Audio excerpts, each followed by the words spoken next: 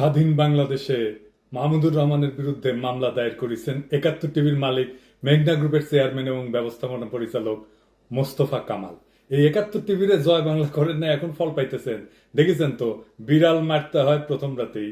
তারপর ৫ই ফেব্রুয়ারিতে যখন ধানমন্ডি ৩২ নম্বর বুলডোজার চালাইলাম, সেদিনও জয় বাংলা করতে পারতেন।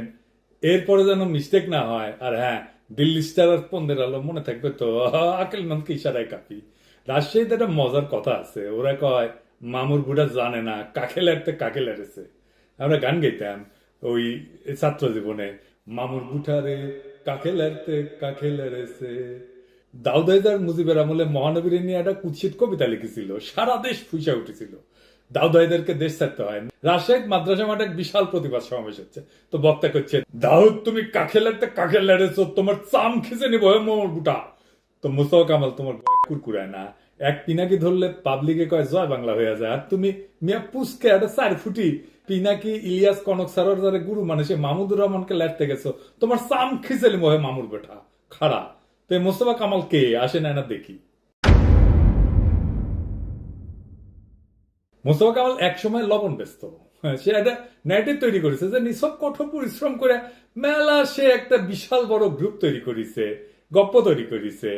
কিন্তু সত্য ঘটনা হইতেছে সে একটা মাফিয়া সাম্রাজ্য তৈরি করেছে। শেখ হাসিনার সাথে আত্মীয়তা কইরা, ব্যাংক লুট কইরা, ট্যাক্স ফাঁকি দিয়া সে একটা বিশাল বড় মাফিয়া সাম্রাজ্য তৈরি করেছে। আর এই গত ১৬ বছর ধরে এই ফ্যাসিবাদী শাসনের বুনিয়াদ তৈরি করার জন্য সে কালচারাল ন্যারেটিভ তৈরি করেছে। সে আওয়ামী লীগের অন্যতম প্রধান চাঁদাদাতা ছিল। তার রাজত্ব তৈরি হয় ২০০৮ থেকে ২০২৪ সালে। কেমনে একটু বুঝে দেখি। ২০০৮ সালের আগে এই মোস্তফারা কেউ চিনত না। শীর্ষ ব্যবসায়ীদের মধ্যে থাকা তো দূর কি বাদ, ২০০৮ সাল পর্যন্ত তার 10টা কোম্পানিও ছিল না। যা ছিল টুকটাক ব্যবসা, তার বেশিরভাগই দেউলিয়া। ২০০৮ সালের নির্বাচনের পর থেকে তার ভাগ্যের চাকা ঘুরতে থাকে। ২০২৪ সালের জুলাই পর্যন্ত তার ব্যবসায়িক গোষ্ঠী খুনি হাসিনার সাথে ব্যক্তিগত সম্পর্ক গড়ে তোলার মাধ্যমে ৫৪টা ফ্যাক্টরি, ১১৫টা কোম্পানি নামে বেনামে তৈরি করে। আপনি উইকিপিডিয়াতে যেয়ে দেখবেন ২০০৮ সালের আগে তার কি ছিল, কিছুই না। সে তার ৫০ বছরের গ্লোরির মিথ্যা গল্প শোনায় তার ওয়েবসাইটে, অথচ তার প্রথম ফ্যাক্টরি করে ১৯৯১ সালে, মেঘনা ভেজিটেবল অয়েল। আর এই মাফিয়া মুস্তফার সমস্ত প্রতাপ ফ্যাসিবাদী হাসিনার করুণায় এবং কল্যাণে সে নিজেই স্বীকার করেছে। শুনেন, ৫ বছরের মধ্যে এতগুলো শিল্প, এটা অ্যাকচুয়ালি ওনার ভীষণ, ওনার অনুপ্রেরণা এবং ওনার হুকুম আমরা সে পালন করার জন্য আমরা অত্যন্ত পুরা উদ্যমে আমরা ঝাঁপাইয়া পড়ছি। তো সে কিভাবে চান্দা দিত না দেখি দুই একটা। হ্যাঁ, ধানমন্ডি ৩২ নম্বরে মুজিবের জাদুঘর নির্মাণের জন্য আওয়ামী লীগকে ৫০ কোটি টাকা দিছিল সে। তারপর সূচনা ফাউন্ডেশন আছে হাসিনা মায়া পুতুলের প্রতিষ্ঠান, ওইটার জন্য সে তার ডোনেশন দিছে, দেখেছেন তো। ৫০ কোটি টাকা তো মায়ের ভোগে চলে গেছে, বুলডোজার চালে ছাপা করে দিছি। খালি ওই ৭১ টিভি তার ছাপা করা হয়নি, তাই এত ফাল পারিচ্ছে। ফ্যাসিবাদী সরকারের আমলে এই মোস্তফা হাসিনার পরিবারের কোটি কোটি ডলার এই পাচার করেছে। আর এই আওয়ামী লীগের সমস্ত দুর্নীতিবাজ মন্ত্রীদের সাথে তার ছিল ঘনিষ্ঠ সম্পর্ক, বিশেষ করে ওবায়দুল কাদের। বিভিন্ন জনকে ঘুষ দিছে, ব্যক্তিগতভাবে ব্যাংক পরিচালক, অন্যান্য উচ্চপদস্থ কর্মকর্তাদের বাড়ি দিছে, সম্পত্তি দিছে, এই সমস্ত উপর দিছে। আমাদের কাছে প্রমাণ আছে। কারে সে ঘুষ দেয় না? আর্মিকে, secretariat, ministry, central bank, police. আর এর সাথে জিগরি দোস্তি ছিল বেনজির। বিভিন্ন অনুষ্ঠানে আপনি বেনজিরের সাথে ছবি দেখবেন তার। আওয়ামী শাসনের শেষ কয়েক বছরে মোস্তফা ব্যাংক থেকে লুট করে প্রত্যেক বছর 10টারও বেশি কোম্পানি গড়ে তোলে। তার সব কোম্পানির উদ্বোধন করে শেখ হাসিনা নিজে এবং তার মন্ত্রী পরিষদের উপদেষ্টারা। এই ধরনের অনুষ্ঠানে সবসময় উপস্থিত থাকতো হয় হাসিনা, নয়তো তার মন্ত্রী, নয়তো তার উপদেষ্টা। আর এই মামলা করাটা তার অভ্যাস। যেই তার জন্য চ্যালেঞ্জ হয়ে দাঁড়ায় তাকে মামলা দিয়ে সে থামায় দেয়। এই যে ধরেন ২০১৪ সালে এসিসি মোস্তফার দুর্নীতির জন্য তদন্ত শুরু করেছিল, আর মোস্তফা মামলা করে থামায় দেয় সব।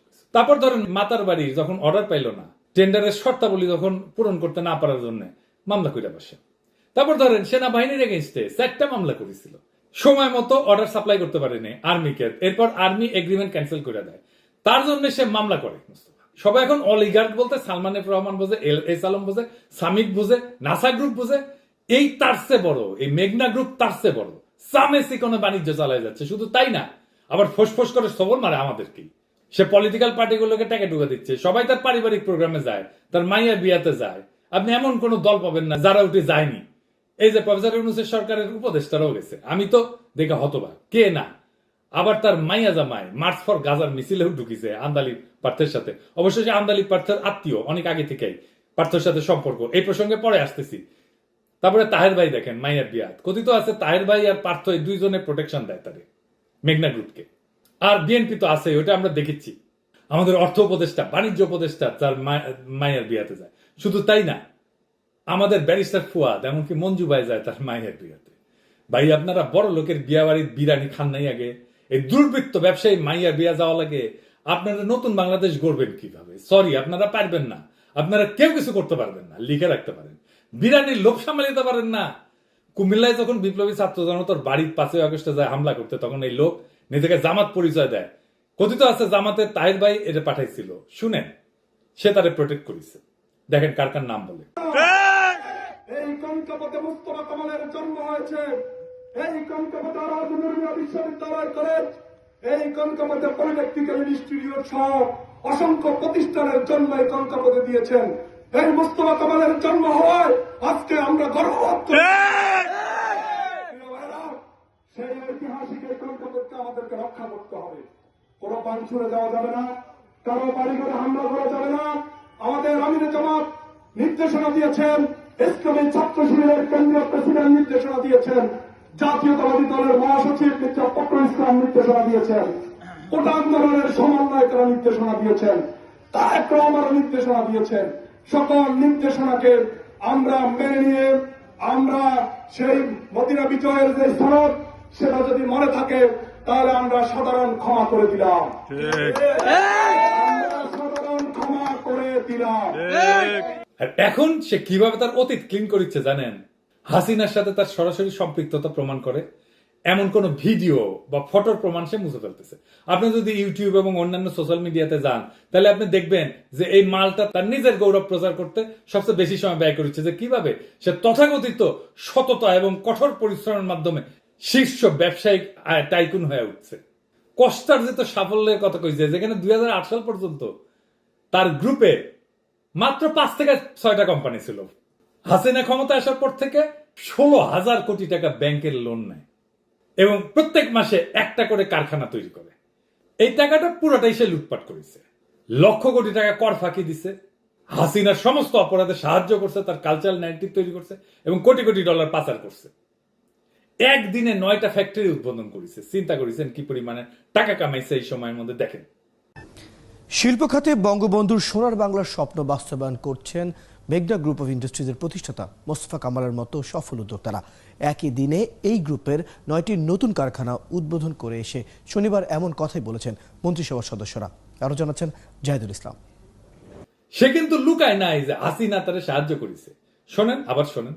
5 বছরের মধ্যে এতগুলো শিল্প, এটা অ্যাকচুয়ালি ওনার ভিশন, ওনার অনুপ্রেরণা এবং ওনার হুকুম আমরা সে পালন করার জন্য আমরা অত্যন্ত পুরা উদ্যমে আমরা ঝাঁপাইয়া পড়ছি। আপনি হয়তো প্রশ্ন করতে পারেন যে 16,000 কোটি টাকা ব্যাংক লোন তো তেমন কিছু না, কিন্তু মাফিয়া মোস্তফার আসল খেলাটা ছিল কর ফাঁকি দেওয়া। সে ইন্স্যুরেন্স কোম্পানির মালিকানার মাধ্যমে লক্ষ কোটি টাকা কর ফাঁকি দেয়। কোন কাঁচামাল আনতে যদি 10 টাকা লাগে, সে ওইটা সরকারকে ট্যাক্স না দিয়া আন্ডার ইনভয়েসিং করিয়া অনেক কম মূল্য দেখায় আনে। তার বিপরীতে সরকারের যে ন্যায্য ট্যাক্স, সেইটা সে জমা দেয় না। এর ফলে রাষ্ট্র লক্ষ কোটি টাকা ট্যাক্স থেকে বঞ্চিত হয়েছে। এই টাকা দিয়ে সে আওয়ামী লীগ পালত। একটা উদাহরণ দিই, ওবায়দুল কাদের যখন গুরুতর অসুস্থ হয়ে সিঙ্গাপুরে একটা হাসপাতালে ভর্তি হয়, টাকা দিছিল কে? এই মাফিয়া মোস্তাফিজ সেখানে নিজেও গেছিল চিকিৎসার জন্য, 4.5 কোটি টাকা দিছিল। 2024 সালে দামি নির্বাচনের আগে হাসিনার সাথে বিজনেস সামিট অনুষ্ঠানে বক্তৃতা দিয়েছেন স্মার্ট বাংলাদেশের দিকে অব্যাহত অগ্রগতি নিশ্চিত করার জন্য ফ্যাসিস্ট হাসিনাকে আবার ক্ষমতা আনার জন্য দেশের জনগণের প্রতি আহ্বান জানিয়েছিল। শুনেন, গত 14 বছরে অর্থনৈতিক অগ্রযাত্রার পাশাপাশি স্বাস্থ্য, শিক্ষা সহ সকল সামাজিক সুযোগেও বাংলাদেশ ব্যাপক অগ্রগতি সাধিত হয়েছে। উন্নয়নের এই পথ ধরে 2041 সালের মধ্যে আমাদের সুখী, সমৃদ্ধ স্মার্ট বাংলাদেশ পরিণত হতে চাই। এই উচ্চবিলাসী লক্ষ্য অর্জনের প্রধান শর্ত দেশ পরিচালনার ক্ষেত্রে ধারাবাহিকতা এবং সরকারের অপরিবর্তিত নীতি সহায়তা। মাননীয় প্রধানমন্ত্রীর সুযোগ্য নেতৃত্বে আমরা অনেক দুর্গম পথ পাড়ি দিয়েছি। সামনের পথটুকু আমরা তার দিক নির্দেশনায় পাড়ি দিতে চাই। মহান আল্লাহ তাআলা নিশ্চয় আমাদের সহায় হবেন। আল্লাহ হাফেজ। আসসালামু আলাইকুম। ধন্যবাদ আপনাকে। আমি সে হাসিনার পরিবারের সাথে একটা পারিবারিক সম্পর্ক করে তুলছে কিভাবে, আসেন একটু দেখি। প্রাচীন আমলে রাজারা পোলা মাইয়া বিয়া দিয়া তার সাম্রাজ্যের প্রভাব বাড়াইত। মোস্তফা কামাল একই কাজ করেছে। তার মেয়ে তানজিমা মোস্তফাকে হাসিনার ফুফাতো বোন শেখ রেবা রহমানের ছেলে ওয়াসিকুর রহমানের সাথে বিয়া দেয়, আন্দালিব পার্থর ছোট ভাই। এই পারিবারিক মিলনের মাধ্যমে তিনি শেখ পরিবারের সাথে অটুট বন্ধন নিশ্চিত করে এবং শেখ হাসিনা, শেখ হেলাল, শেখ রেহানা, শেখ সেলিম, ফজলে নূর তাপস, পরশ এদের সাথে ঘনিষ্ঠতা সম্পর্ক গড়ে তোলে। এদের পরশের সাথে সে 2013 সালে মধুমতি ব্যাংক খোলে। আরো ঘনিষ্ঠতা বাড়ে। শেখ পরিবার থেকে জামাইকে, যে ওয়াসিকুর রহমান, মেঘনা গ্রুপের পরিচালক না করলেও তাকে insurance company, shipping company, security কোম্পানিতে স্বতন্ত্র পরিচালক বানাইছে। বিয়ের ভিডিও দেখবেন, একটু এডিটর সাহেব একটু দেখে দেন না, সেনা বেড়া অনেক হাউস করিছে, দেখে দেন না।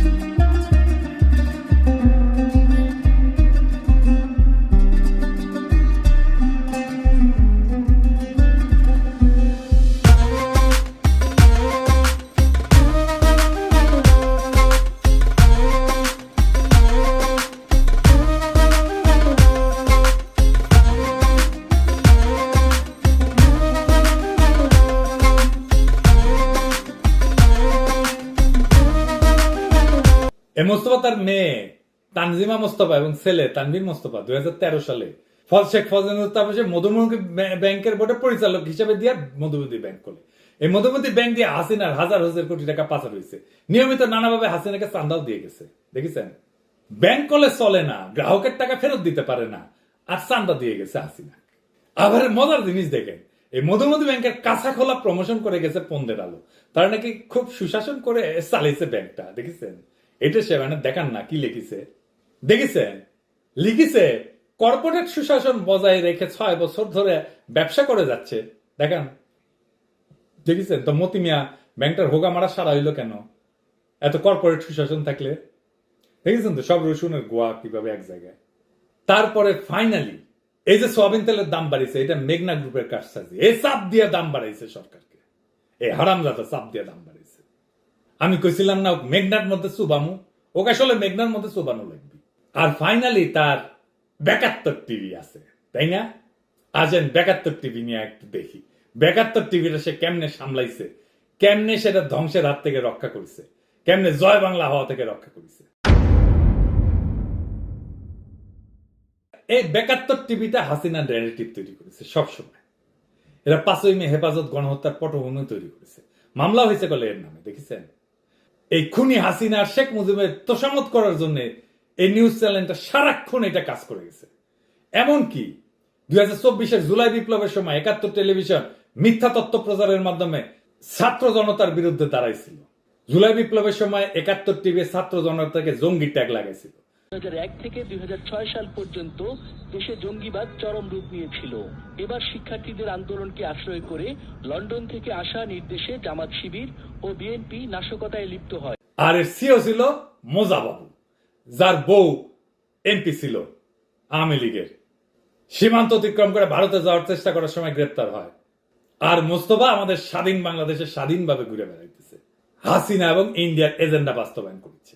৭১ টিভির অপকর্মের লিস্টই তো আনলিমিটেড। হাসিনাকে তোষামত করে তারা একটা প্রোগ্রাম হোস্ট করতো, নাম হইতেছে হাসিনা প্রতিদিন। দেখিস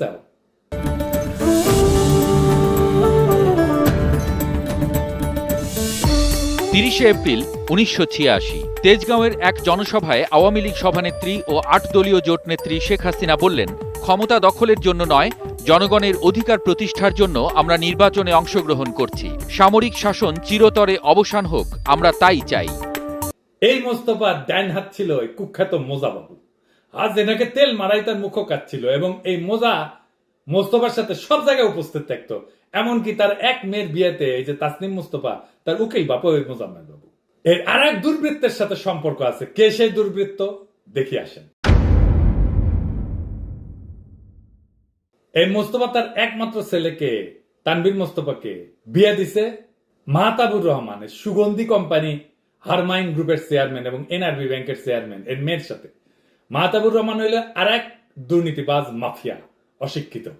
এই মোস্তফা মাহতাবুর রহমানের সহায়তায় কোটি কোটি ডলার দেশের বাইরে পাচার করেছে। এরাই এখন আওয়ামী লীগের সবচেয়ে বড় ফান্ড দিচ্ছে, এই মাহতাবুর আর মোস্তফা, যেন খুনি হাসিনা আবার ক্ষমতায় ফিরে আসে।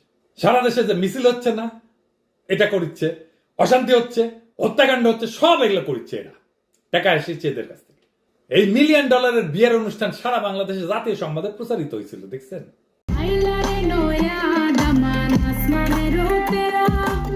গেল 4 দিন ধরে সংযুক্ত আরব আমিরাত সহ মধ্যপ্রাচ্যের বিভিন্ন দেশে প্রবাসীদের মধ্যে আলোচনার কেন্দ্রবিন্দু একটি বিয়ের অনুষ্ঠান। মধ্যপ্রাচ্যের স্বনামধন্য ব্যবসায়ী আল হারামাইন গ্রুপ ও এনআরবি ব্যাংকের চেয়ারম্যান মাহতাবুর রহমান নাসিরের মেয়ে সামিয়া রহমান এবং বাংলাদেশের মেঘনা গ্রুপের চেয়ারম্যান মুস্তাফা কামালের ছেলে তানভীর আহমেদের বিয়ের অনুষ্ঠান মূলত এই আলোচনার জন্ম দিয়েছে।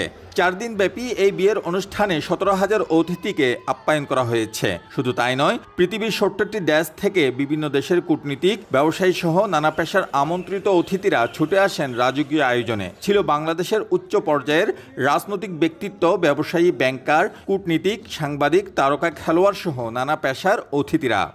আমাদের দেশের দরিদ্র মানুষেরা বিদেশ থেকে মাথার ঘাম পায়ে ফেলে রেমিটেন্স পাঠায়, আর এরা $1 মিলিয়ন পাচার করে, আর সেই $1 মিলিয়ন পাচার কইরা পোলা মাইয়ার বিয়া দেয় হারামজাদা। আর সেই বিয়াতে আওয়ামী লীগের এমন কেউ না উপস্থিত ছিল না। এই মাহতাবুর রহমানের অপকর্মে কিছু নথি দেখান এডিটর সাহেব, দেখান না। এই মাহতাবুর কিন্তু জুলাই বিপ্লবে খুনের আসামি, দেশ থেকে পালায় আছে। দুবাইয়ে যারা আওয়ামী লীগের লেসপেন্সার পলাইছে তাদের পুনর্বাসন, তাদের টাকা পাচারের হোতা ছিল এই মালটা। জুলাই গণহত্যার সময় যাত্রাবাড়িতে গণহত্যার জন্য মাহতাবুরের বিরুদ্ধে একটা হত্যা মামলা দায়ের করা হয়েছিল। মোস্তফার মতোই মিডিয়ার উপরে তার ক্ষমতা এবং প্রভাবের মাধ্যমে খুব কম সংবাদ মাধ্যমে এই খবরটা প্রচার করছিল। সবচেয়ে গুরুত্বপূর্ণ বিষয়, হাসিনা ভারতে পালায় যাওয়ার পরে কথিত আছে মাহতাবুর এবং মোস্তফা এই ওকা কাউয়া কাউয়া কাউয়া এই সাহেব, এই যে কাউয়া দেন দেন কাউয়ার সাউন্ড দেন, আরো জোরে আরো জোরে আরো জোরে দেন, হচ্ছে এই কাউয়ারে আশ্রয় দিছিল তার 300 কোটি টাকার বাড়িতে। তারপরে সময় ভিসা ইন্ডিয়া পার করে দেয়। যদিও এই বিষয়ে কিছু খবর মিডিয়াতে আসছিল, মোস্তফার মাহতাবুরের ইন্ডিয়া কানেকশন এবং বর্তমানে রাজনৈতিক দলগুলোর উপর প্রভাবের কারণে কোনো তদন্ত করা হয়নি। ওবায়দুল মাহতাবুরের বাসভবনে লুকায় থাকার বিষয়টা কয়েকটা সংবাদ কভারেজ দেখান না এডিটর সাহেব একটু? বিলাসবহুল দৃষ্টিনন্দন এই বাড়িতে অনেকটা রাজকীয়ভাবেই অবস্থান করেছিলেন তিনি। এখানে থেকেই দেশকে অস্থিতিশীল করতে উস্কানি দিয়েছেন বলে জানা গেছে। সিলেটের মেজরটিলা পূরবী আবাসিক এলাকার বিখ্যাত কাজী ক্যাসল 300 কোটি টাকার এই বাড়ি নিয়ে সম্প্রতি উঠেছে নানা গুঞ্জন। বলা হচ্ছে আওয়ামী লীগের সাধারণ সম্পাদক ওবায়দুল কাদের 5 আগস্টের পট পরিবর্তনের পর থেকেই এখানে আত্মগোপনে ছিলেন এবং পরে সময় সুযোগ বুঝে ভারতে পালিয়ে যান। আর এই মেঘনা গ্রুপ $1 বিলিয়ন কর ফাঁকি দিছে কেমনে? আসেন দেখি।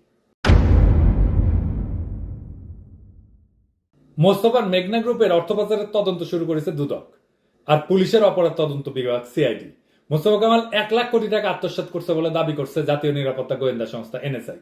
এমন গুরুত্বপূর্ণ প্রমাণ আছে যে আন্ডার ইনভয়েসিং করে আমদানির মাধ্যমে বিদেশে 40,000 কোটি টাকা পাচার করছে। জাল কভার নোট ব্যবহার করে বীমা কোম্পানি থেকে তহবিল চুরি করেছে এবং ব্যাংকের কমিশন এবং ডিউটি অপব্যবহার করেছে। আবার দেখেন তার টিস্যু কোম্পানির থেকে আগুন লাগিছে, আগুন লেগে নাকি 1000 কোটি টাকা গেছে। একটা টিস্যু কোম্পানির 1000 কোটি টাকার টিস্যু থাকে নাকি? হারামজাদা।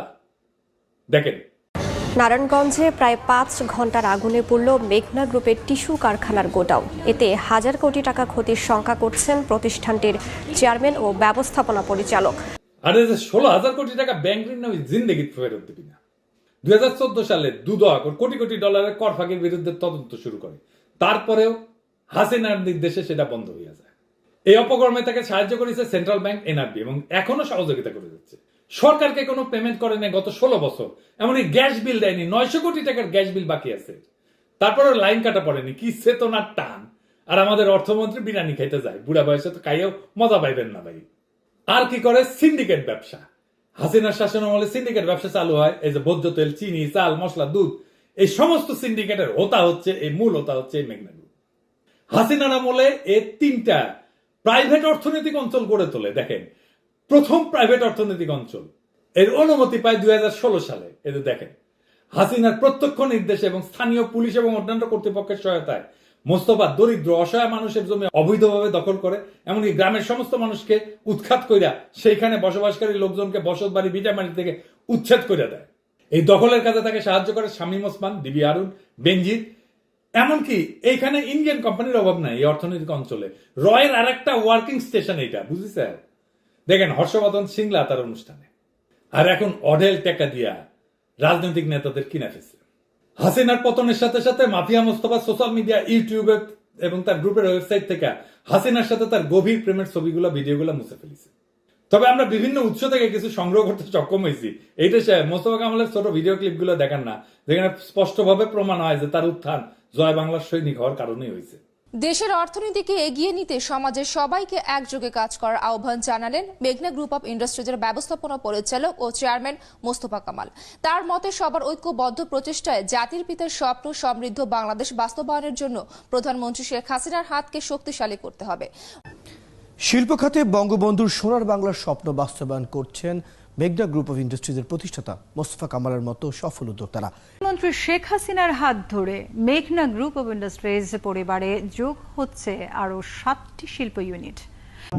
মাননীয় প্রধানমন্ত্রী শেখ হাসিনা উনি যে অক্লান্ত পরিশ্রম করছে সেটা কিন্তু ওনার একার পক্ষে বা সরকারের পক্ষে, আপনারা সরকারের একটা অংশ, আপনারা জানেন কারোর পক্ষে কিন্তু এটা একা সম্ভব নয়। তো ওরাই করছে, বাংলাদেশ পারে। আমার মহান নেতার কথা যে আমাদের কেউ দাবাইয়া রাখতে পারবে না, এটা দেখতে 2-1 বিএফি আসছে যে ইম্পসিবল, এটা কি বাংলাদেশের লোক বানাতে পারছে? ইম্পসিবল বলে ঘুরে টুরে আসেন, দেখে আসেন। তার মানে এই পর্যায়ে এসে পৌঁছছি এবং এটা আমাদের জাতির পিতা যে আমাদের বাংলাদেশে যেসবগুলা ধরেন যে স্বপ্ন দেখছিল এই দেশের মানুষকে অন্তত একটা উন্নত কান্ট্রি, কারণ ওনার স্বপ্ন, উনি এত মিশনারি, ওনার কন্যা আরও বেশি মিশনারি।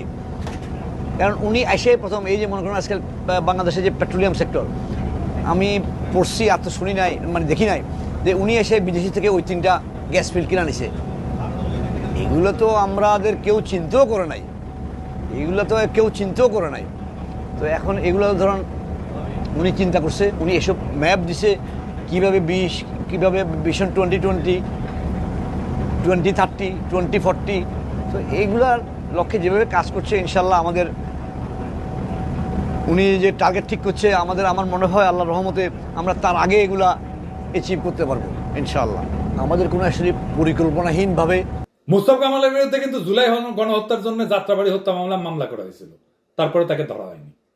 দেখিস ডেইলি স্টার এবং রয়ের সাথে তার ঘনিষ্ঠতার কারণে এটা নিশ্চিত করছে কোন মিডিয়া এই সংবাদটি যেন প্রচার না করে। তবে যুক্তরাজ্য ভিত্তিক একটা অনলাইন নিউজ প্ল্যাটফর্ম 31 অক্টোবর 2024 সালে সংবাদটা প্রকাশ করেছিল। এমনকি হাসিনা পলায় যাওয়ার আগে ব্যবসায়ীদের সাথে যে মিটিং করেছিল না, সেই মিটিং এ প্রথম সারিতে বসে আছে। দেখেন, দেখিসাও জুলাই বিপ্লবে হাসিনা পলায় যাওয়ার পরে যখন ক্ষুব্ধ জনতা 71 টিভিকে জয় বাংলা করলো, তখন বরকতুল্লাহ বলু গিয়া এটা বাঁচাইছিল। এবং আমাদের কাছে খবর আছে এই বরকতুল্লাহ বলু মোস্তফাকে প্রোটেকশন দেওয়ার জন্য 71 টিভিতে শেয়ার নিতেছে। এটা প্রক্রিয়াধীন আছে, এটা নেন, আমরা দেখে মনে কয়টা শেয়ার নিতে পারেন বলু সাহেব। হ্যাঁ, অজু করে আবার শেয়ার নিতে হবে নাকি? হ্যাঁ, অজু করে নিছেন তো? আচ্ছা, ঠিক আছে। তারা অত্যন্ত ঘৃণিত ভাবে এই নামটি উচ্চারণ করতে হলে তারেক রহমানের অজু করে নামটি উচ্চারণ করবেন, কারণ স্বাধীনতার মহান ঘোষকের সুযোগ্য পুত্র বাংলাদেশের বৃহত্তম রাজনৈতিক দলের চেয়ারপারসন আছে বেগম শহীদ প্রেসিডেন্ট জননেত্রী তারেক রহমান। এখন মজা বাবুর জায়গায় বসেছে শফিক বিএনপি বিট করতো। মেঘনার মালিক মোস্তফা কামালকে মির্জা ফখরুল ফোন দিয়া দায়িত্ব দিতে বলছে শফিককে, খবর আছে আমাদের কাছে। আর বুলো হইতেছে অঘোষিত মালিক। এমনকি এখন মোস্তফার লবিস্ট হিসেবে কাজ করছে আন্দালিব পার্থ, করারই কথা আত্মীয়। আন্দালিব পার্থ 7ই আগস্ট চুপ্পুর সাথে দেখা করতে যায় এবং সাথে মোস্তফার জামাতা ওয়াশিকুর রহমানকে সঙ্গে নিয়ে যায়। অথচ গত 16 বছর ভাইয়ের সাথে কিন্তু কোথাও থেকে দেখা যায়নি। চুপ্পুর সাথে কি আলাপ করেছে? বাইর হয়ে আসে কইতেছে যে ব্যবসায়ীদের কিভাবে সুরক্ষা দেওয়া উচিত সেটা আলাপ করছি। এটা রাজনৈতিক দলের চেয়ারপারসন, রাজনীতি নিয়ে কোনো কথা নাই, ব্যস্ত আছে ব্যবসা নিয়ে। দেখেন, গত 15 বছর 16 বছর একটা সরকার ছিল। এই সরকারের সাথে অনেক ব্যবসায়ী বলেন, অনেকেই বলেন বিভিন্ন কারণেই সম্পর্ক আছে। সবাই যে দলীয়ভাবে একদম সালমান এফ রহমান বা এসালম এদের মতো কাজ করেছে নট নেসেসারিলি, আরো অনেক আছে। সবার মধ্যে যদি একটা ভয়ভীতি ঢুকে যায় তাহলে এই $1 ট্রিলিয়ন ইকোনমি ভেঙে পড়বে। আমরা যে স্বাধীনতার জন্য রক্ত দিছি, যে পতাকা উড়াইছি মুক্ত আকাশে, তার পবিত্রতা অর্থের পাহাড়ে, কর ফাঁকির খেলা আর রাজনৈতিক গোজামিলের পুতুল নাট্যে ভুলুণ্ঠিত। মোস্তফা কামালের মতো কর্পোরেট ফ্যাসিস্টরা যখন রাষ্ট্রের সর্বোচ্চ শক্তির সহযাত্রী হয় তখন স্পষ্ট হয় যে স্বাধীন বাংলাদেশে নতুন শত্রু জন্ম নিছে। তারা যুদ্ধ করে না কিন্তু রাষ্ট্র দখল করে, তারা মানুষ হত্যা করে না কিন্তু ন্যায় বিচার গলা টিপে মারে, তারা রাজনীতি করে না কিন্তু সমস্ত রাজনৈতিক শক্তিকে কিনে নেয়। এই মাফিয়াদের মুখোশ উন্মোচনের এখনই সময়। আমাদের ঘুম ভাঙাতে হবে, আমাদের বিবেক জাগাতে হবে, কারণ যদি আমরা চোখ বুঝে থাকি তাহলে আমাদের সন্তানেরা শাসক না দাসদের উত্তরসূরি হয়ে বড় হবে। যারা গত 16 বছর ধরে রাষ্ট্রকে চুষে খাইছে তারা যেন নতুন স্বপ্নের বাংলাদেশে জায়গা না পায়, এটাই হোক আজকের শপথ। এই অপরাধীদের বিচারের কাঠগড়ায় দাঁড় করানো শুধু একটা রাজনৈতিক দাবি না, এটা আমাদের বিপ্লবের অসমাপ্ত অঙ্গীকার। মোস্তফা কামালরা আজকের রাজাকার, তাদের পরিণতি না হলে বর্ষা বিপ্লবের চেতনার উপরে চরম অবমাননা হবে। বাংলাদেশকে বাঁচাতে হলে হাসিনার অলিগার্ক এবং রাজনীতির নামে বাণিজ্যিক দানবদেরকে নির্মূল করতেই হবে। আজকেই সময় জেগে ওঠার, তারা না বলে ওঠার আর না। মোস্তফা কামালের বিচার চাই, স্বৈরাচারের অর্থদাতা ষড়যন্ত্রকারীদের বিরুদ্ধে জনতার রায় চাই। ইনকিলাব জিন্দাবাদ।